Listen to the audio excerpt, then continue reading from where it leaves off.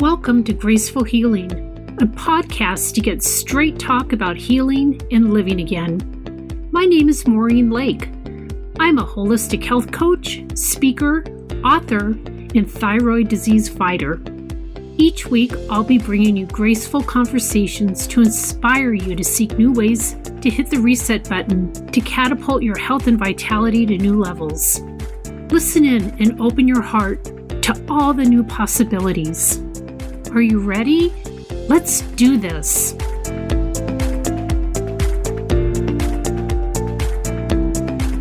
Merna Liddawi is a British Jordanian award-winning artist.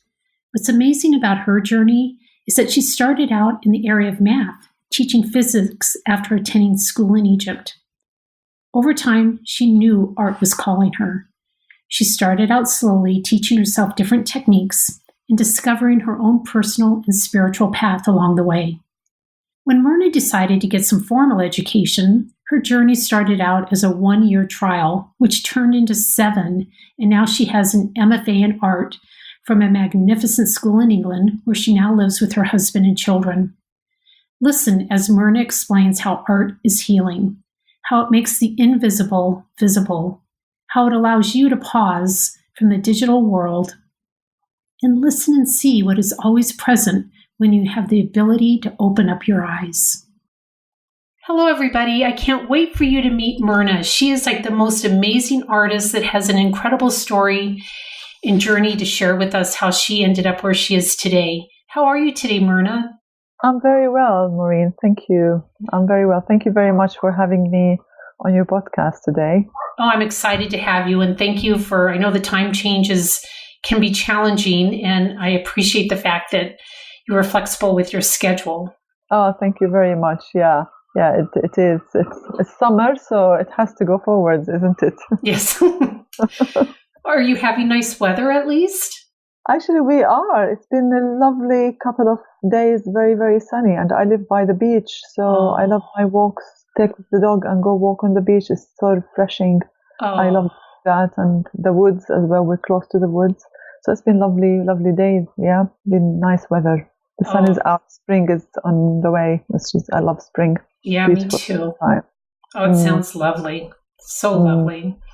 So Merna, if you could share your personal story and your journey about how you landed where you are today with my audience, I would really appreciate it, because I know it's incredibly interesting. And not only that, it's like impactful. So. Oh, yes. Well, I'm an artist. I'm a full-time artist now, but that wasn't the case, and it wasn't something I was brought with or I've ever kind of dreamt when I was younger. My background is in teaching. I had my first degree in physics and science. That was a long time ago, where I studied in Egypt. Oh, wow. I originally that's where I did my science degree. I originally come from Jordan in the Middle East. Mm-hmm. And my father was a doctor, so he was very artistic, but, art wasn't something that was kind of encouraged or taken seriously in our home as a career or as a profession. Mm-hmm. But I guess I was quite influenced, as he liked drawing and painting, and I would sit and watch him do something like that. But he was a doctor, so he did that as a hobby. Mm-hmm. And, I think in our culture, it's like expected of you to do, science. I was quite clever at school. I was had top grades. So, you're gonna be go on that route. So that's what I did. I did for a long time that, and I taught maths for a long time. But even during university, when I was studying, I loved drawing. I would just pick up a pencil and start sketching, start drawing anything in front of me. I really enjoyed it. Start copying images from books, portraits.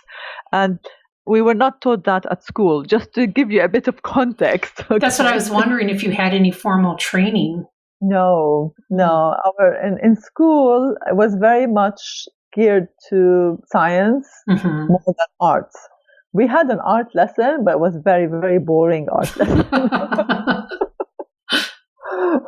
It was kind of, sit down and color, I think, I can't remember even using acrylics or oils or watercolor or anything like that. It was just coloring pencils. That was our art lesson, or kind of the drawing shapes and things like that. So I guess, that was kind of my background as where I was raised up.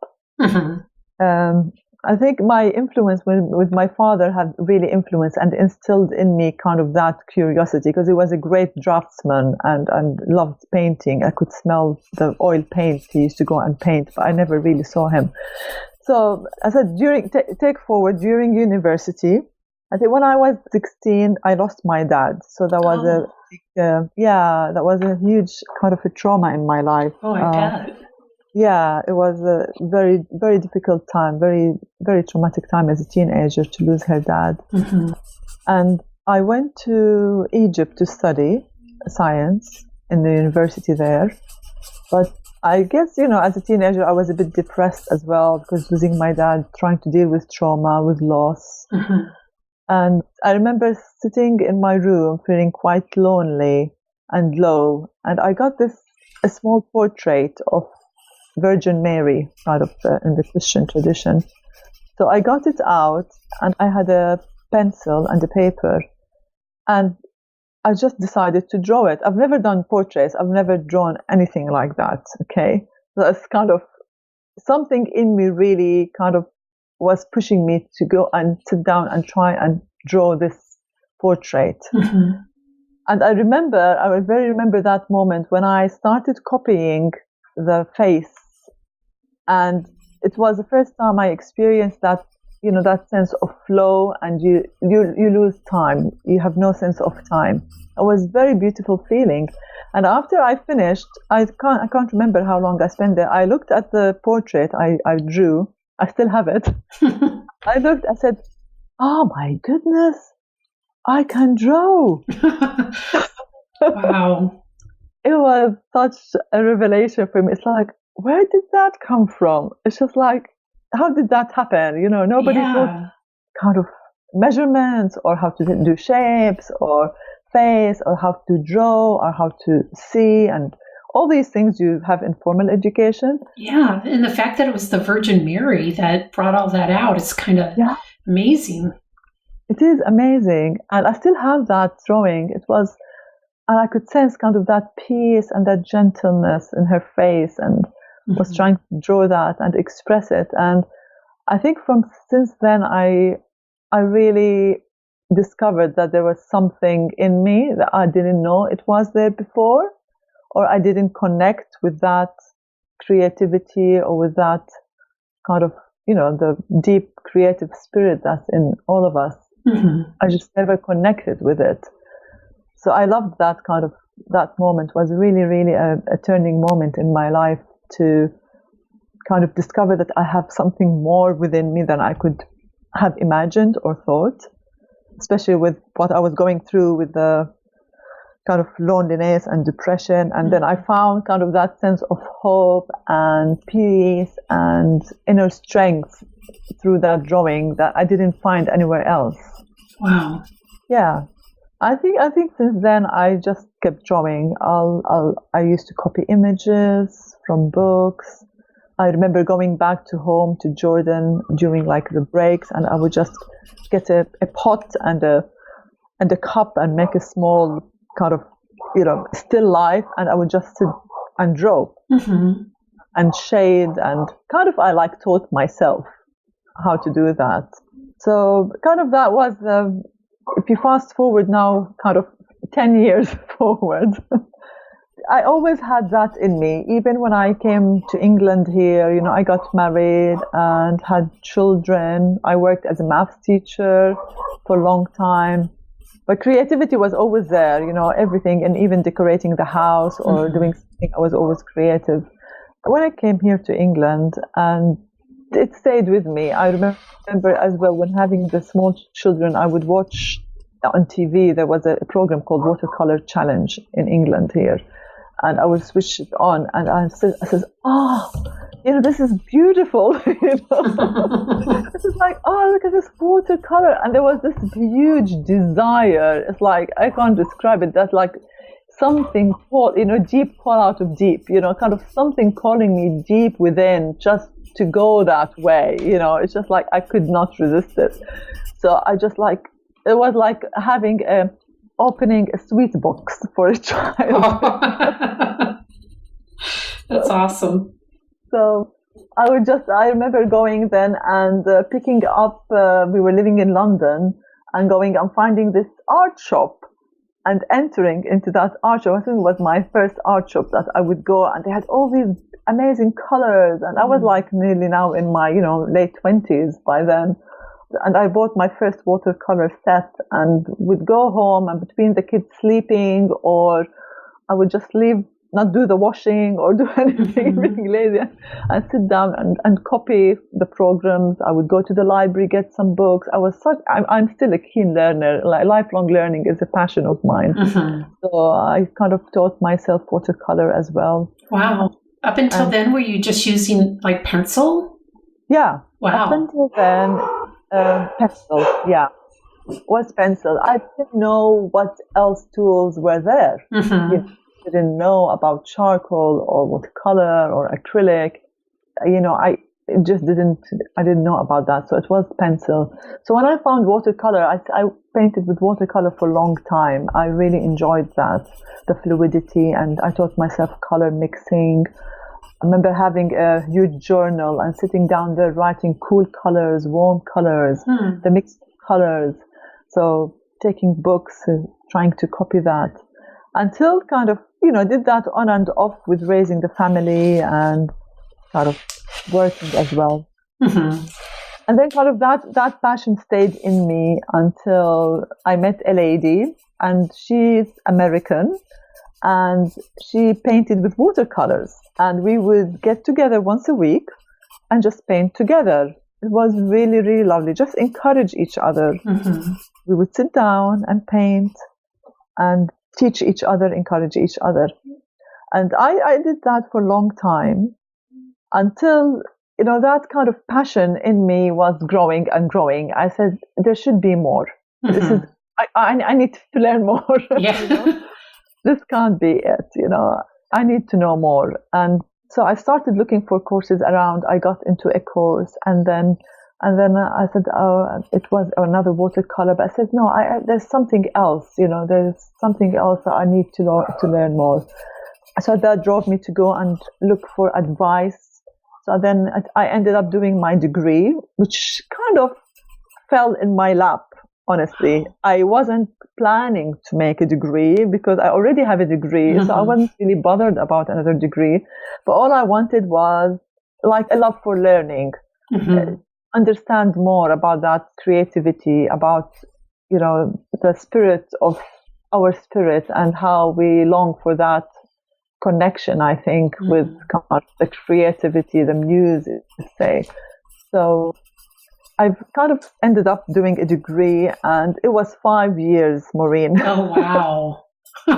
That's dedication. 5 years, that is dedication. But when I went in, I said, I'll do a year, you know what I mean? And I'll see how it goes. Because, of course, my husband was like, 5 years, that's a long time. I said, I'll do 1 year, and then I'll see how it goes. And then, I could always, you don't have to finish, I'm not going to have a job out of it or anything like that. But a year, it was part-time, 5 years, because then I was looking after the children as well. Sure. And I tell you, these 5 years kind of really changed my life. It was, I was telling my husband, look, instead of you paying for a counselor, just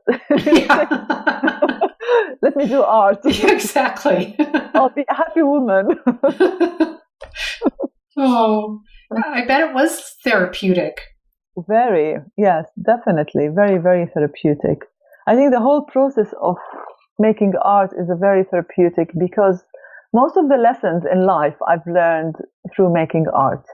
Kind of the self-development, about taking risks, not being judgmental, which I was. Coming from a maths background, everything for me was either right or wrong, right, as math. So doing art, at the beginning, it was very difficult for me to understand that there isn't right and wrong in art, right? Art is art. And it's an expression of who you are. it's kind of expression of who you are, and is that kind of embracing that journey, getting to know yourself more.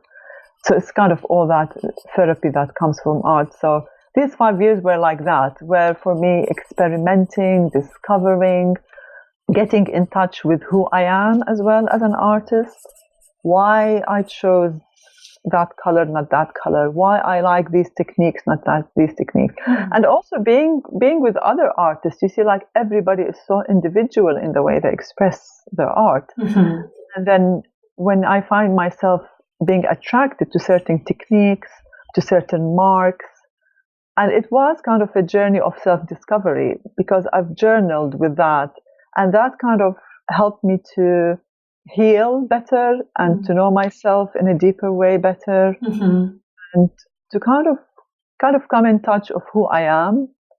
It's beautiful. You know, gosh, as a person, because you kind of lose yourself, and I am still, you know, it's a journey, but I think once I've kind of connected, actually I'm an artist. It took me a long time to say I am an artist, because it's kind of how you express yourself and how you see the world around you.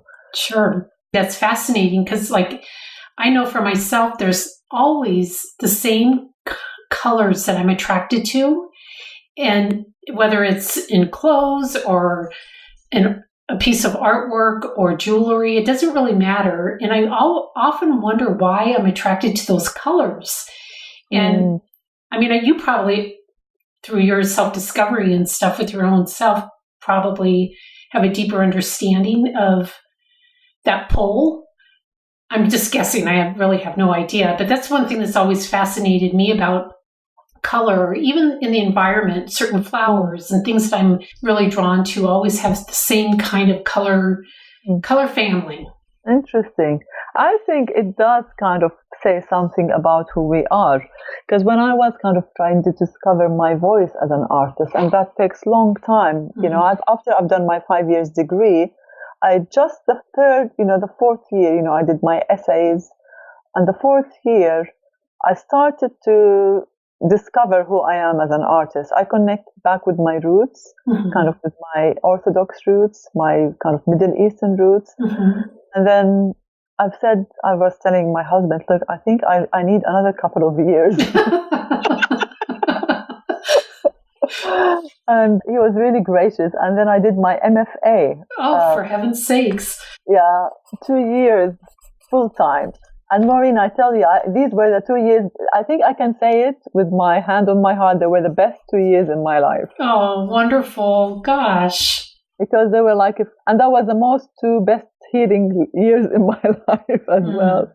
Because I did my MFA in a beautiful place as well. It's called Westdean College. It's like in the middle of England. It's out in the green, and it's an old building. So the whole place, and I had this whole 2 years full time to actually dig deeper and deeper and to discover my voice as an artist. And going back to what you said, I've discovered kind of your expression and your voice has to do a lot of who you are as a personality, as your background, your influences, the things you like. Like, for example, many artists around me were inspired either by landscape or by figure, and they had that kind of Western mindset or heritage of art.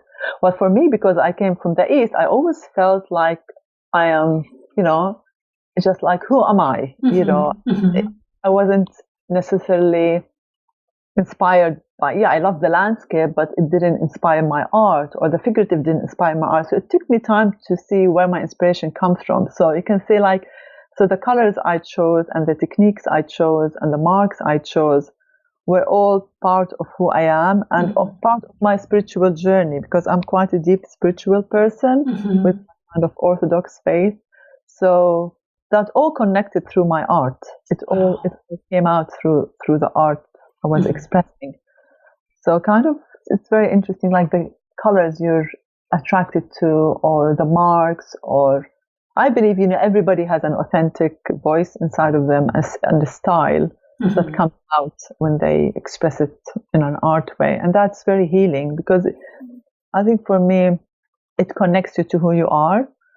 I like what Andrei Tarkovsky, if you've heard, he's a Russian filmmaker. He's kind of top Russian filmmaker, and he said beauty will save. And I love that quote. And save here means heal. Yeah. So, and it does, kind of beauty heals us, doesn't it? It's Absolutely. something being surrounded by beauty, especially with, we are in such kind of electronic and very distracted, and, you know, there are always things happening around us, and with the digital age around us. And so we need that kind of beauty.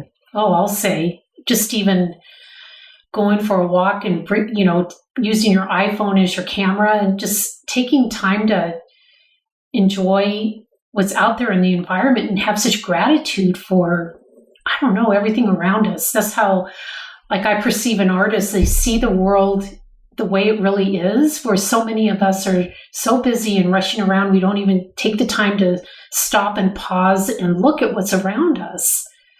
So I think it's a true gift to be in any type of art form, whether it's drawing like you do, or photography, or even music. You know, all of that is just such an amazing creative outlet and gift. Absolutely. And it's interesting you said time to stop and pause, because kind of this is what kind of my mission and my heart is, kind of to create what I call a sila space. And sila is a word to me, is to stop and pause in kind of the Hebrew language. Oh. And kind of that's kind of, if you go to my website, that's my whole kind of mission in art, to help to create a space for people to meditate or pray or stop or pause and kind of connect with beauty and peace that kind of we lost it. And I think when we do that, we're kind of, you know, more in connect with our authentic self, and we're more in connection with our intuition, and we're more at peace. Absolutely. Yeah. Tell us, like, where you are today, as far as, do you do retreats, or you take on clients and take them through a process, or? Well, I am today. I have my art, which kind of is, I sell art, and they're all kind of, the whole idea is to bring that kind of peace and beauty, because I use early Renaissance techniques with genuine gold, and I mix my own paint. I use pigments like azurite and malachite, and very natural pigments, and the process takes time. So that time is actually seen in the painting itself. So actually, some people who bought the painting said, "Oh, I feel so much peace. It's amazing." That people can see that it's like a window to receive healing and peace. Actually, people said that. So I've got kind of these paintings that people can kind of, you know, use them as kind of a focal point the day when you're on a desk, or you're sitting down, just to absorb the beauty and the peace that comes from art. It's quite powerful visually to engage with something like that. I also kind of I've just started to help artists, like on one-on-one, to help them kind of find, or creatives to find their authentic voice, or to find their authentic style, and discover what expression is as an artist. Because lots of artists are like lost, you know, they do lots of different things. If they're visual artists, they might be doing a landscape and a portrait and a still life and this style and this style and this style. And I believe everybody can develop their own authentic voice, because the artists tell messages. They make the visible invisible. Kind of That's so true. This is not my quote. Somebody said that, I think. I remember the art. But they say they make the invisible visible.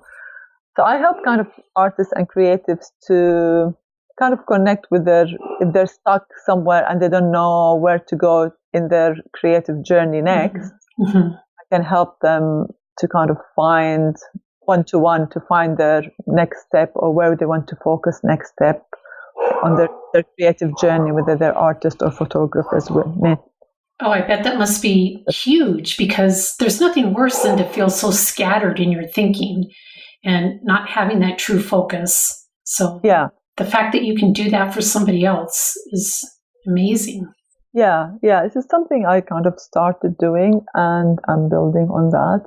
So it is amazing. It is amazing because, in a few sessions, I had like somebody said, "Oh, I know now what to do." Yeah. That's like, huge. He said, "Oh, I'm really stuck with that painting." Or like, "Oh, what? I mean, I have all these three things. I'm working on a portrait and a landscape and something else." It's like, "Oh, what do I do next?" So like in one session, she said, "Oh, you've done that very quickly." So that's it's just getting the answers that are in them as well. And because I've got the technical skills as well, so I could help with that. It's like, why don't you try this tool or try this color, or how about that? So I can add my technical expertise as well. But do you find that your math background has helped you? Yeah, probably I can wear two brains, the left and the right. Actually, I can, because while I was doing art, I discovered that I can write, backwards, mirror image. So that's kind of a fun thing. Yeah. I think it is kind of, I can activate my left brain and right brain, not at the same time, because you can't. Like when I'm in my right brain, I might lose words, right? Like I would be speaking to the boys and say, "Oh, what? I can't say a word," because your right brain is activated. The logic, and it's put on the side. So I think having the two brains, I think could, it might help. I think also with my art, because if you see my art, I like geometry as well. So my art has got a combination of geometric shapes, plus I love also anything invisible, like the universe or microscopic marks or things that have faded away. So all this was like a self-discovery journey while I was doing my art, about, kind of discovering yourself. Right. But also it is kind of for others to receive that healing energy and peace that's already in the natural elements that I use. That's wonderful. Gosh. Yes. Do you have samples of your art on your website? Yes. Oh, good. So the listeners can go there and actually see. That's wonderful. Yes. I have paintings there, and also I take commissions. If people want a certain color, especially gold, because I work with genuine gold, and gold comes in so many different colors. It's beautiful. Yeah. I think it's important. I would encourage, for kind of the healing journey, people to engage in something creative. It is really, really important.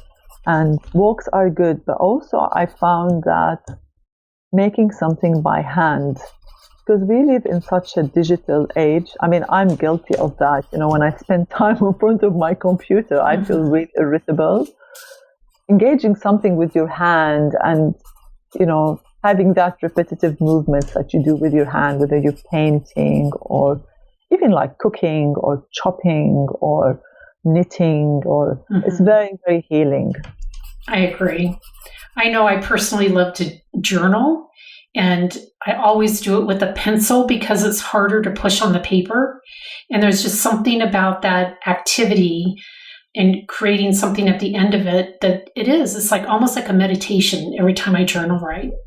Yes, absolutely. Yeah, I do that as well. Journaling is really, really brilliant. It is.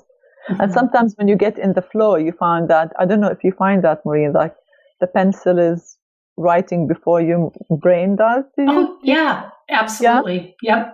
Yep. It's putting words down that I haven't even thought of. It's crazy. Yep. Yeah, it is. It's really, it's very, very healing. I agree. Well, this has just been a wonderful discussion. I have one final question for you, and I ask like everybody this question. So I'm going to ask it for you too. In one sentence, could you give your younger self some advice if you could go back in time? What would it be? I think believe in yourself and, trust your instinct. For me, trust my instinct. Be gentle. Give yourself time. And I think, kind of, I would tell her you have more in you than you can think. I think you've got more treasures in you than you can see at the moment.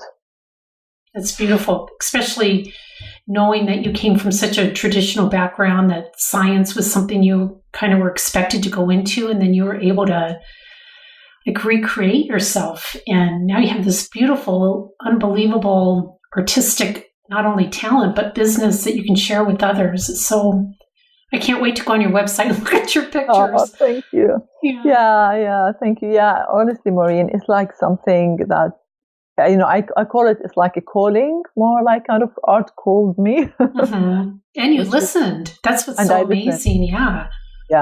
And here you're doing 5 years thinking you'd maybe just do one, and then you finished the 5 and then did 2 more on top of it. I just love that. Yeah, 7 years. Yeah, I did study 7 years. So it's like, there's nothing, and I was in my 40s when I did that. So, and with children. So yeah, I think you can do, whatever you can do. If you have something that's calling you, I think you've got to go and pursue it. Yeah, and just like have the ability to listen and know that something is calling you, because so often we shut that part of our brain off and don't hear it. We just keep motoring through day after day after day. And I'm so impressed that you're able to do that. It's beautiful. And one of the reasons why I was able to do that, because we moved cities, so I had to leave my job where I was working as a math teacher, and then I was at home with my husband helping him in his work, and I was like, what do I do next? And I said, all right, I'll find a part-time job. But then I didn't feel right at all finding a part-time job doing what I wanted to do, because I said, what's the point? This is a new season in my life. There must be something different. And it just gradually, when I gave myself that time to not rush, aren't we? We're always kind of rushing to the next thing and rushing to the next thing and rushing to the next thing. When I gave myself time, I said, I'm just going to wait and see. Then things started to move in. Like this lady came, we started drawing together, painting together.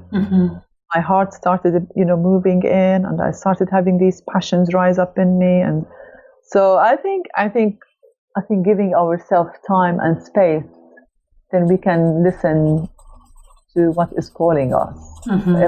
If we're busy from the next thing to the other, then this is what probably I need to hear now as well in my business. I'm talking to myself. Well, it's such great advice. Beautiful. Well, thank you so much for spending the time with me on my podcast. It's been wonderful. Thank you, Maureen, for having me. Thank you very much. I really enjoyed chatting with you and our conversation. I did too. Thank you. Yeah. Hey, thank you for joining us today. I hope you enjoyed this episode as much as I did. If you can, take a moment and give us a review. And please join the VIP room in Facebook for more discussion and insights. You can find us at Graceful Healing Podcast VIP room. See you there, and see you next time.